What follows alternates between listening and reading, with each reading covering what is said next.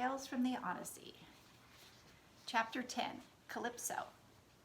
Odysseus lay on the sandy beach, tired to the bone and filled with despair. He had not slept in 10 days. Now that he was safe on shore, he was tortured by visions of his men dangling from the mouths of the monstrous Scylla.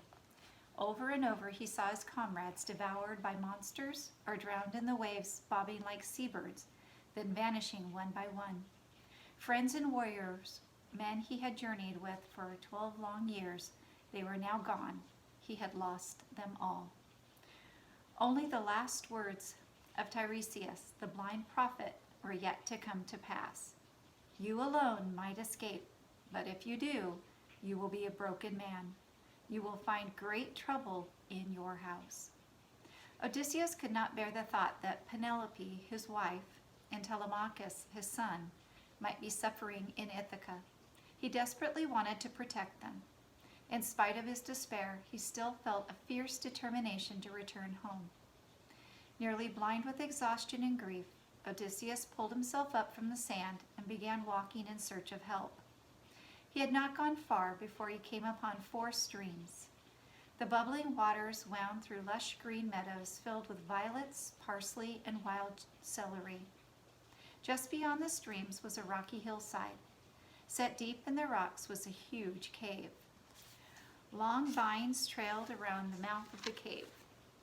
Clusters of ripe grapes hung from the vines.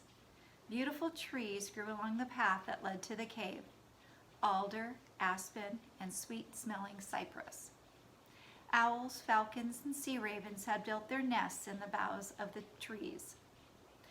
Odysseus smelled the sweet scent of burning cedar and sandalwood. Like someone lost in a dream, Odysseus stumbled slowly toward the cave's entrance. When he peered inside, he saw a great fire blazing in the hearth. Beside the hearth sat a beautiful woman at a loom. She shone with the light of a goddess. She was weaving and singing in a lovely voice. As her song ended, the goddess turned and smiled at Odysseus. "Hello, Odysseus," she said. "I am Calypso, daughter of Atlas. Hermes told me that you might come." Odysseus was surprised that the goddess knew his name, but he was too weary even to speak. Calypso looked at Odysseus for a long time. Then she continued in her calm, lovely voice.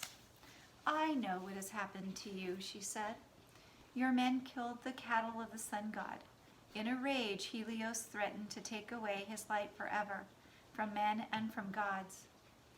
Zeus and the other gods of Mount Olympus were forced to take revenge against you.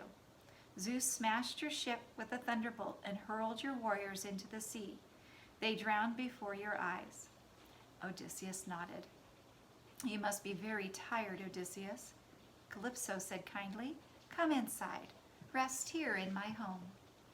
Without a word, Odysseus stepped into the cave of the beautiful goddess. He stumbled to the hearth and lay down close to the fire. After his terrible journey, he was indeed a broken man. His heart and body ached almost more than he could bear. As Odysseus stared at the fire in the hearth, the goddess began to sing her song again.